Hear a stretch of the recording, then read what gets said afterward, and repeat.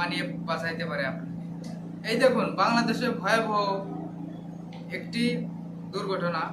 এখানে পানি একদিকে তারা পানি পানি ডুবে মরছে, সেখানে খাইতে পানি পাইতেছে না। তারা পানি নিয়ে সেই পানির মধ্যে তারা নৌকা নিয়ে পানি তাদেরকে খাওয়ানোর জন্য যাইতেছে। আর এইরকম ভয়াবহ দুর্ঘটনা, তাদের বাড়ি ঘর ডুবে, একদমই ভয়াবহ দুর্ঘটনা। বাচ্চাগুলোর অবস্থা দেখলে তো মাথা ঘুরে।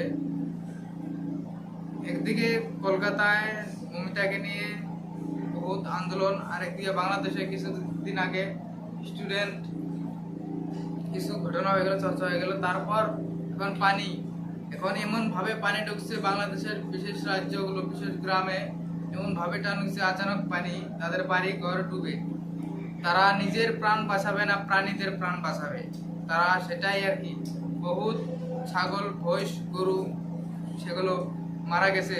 বহুত মানুষের পুকুর তো পানি ডুবে মাছ চলে গেছে, নিজের জীবন বাঁচাইতে পারে না তারা। এগুলোর অবস্থা দেখলে খুবই খারাপ লাগে আর কি। তো থ্যাংক ইউ, সবাই ভালো থাকেন, তাদের জন্য দোয়া করবেন, তারা যেন তাদের সংসার আবার করিয়ে ঠিকভাবে চলাফেরা করতে পারে, যাদের বহুত ক্ষতিগ্রস্ত হয়েছে।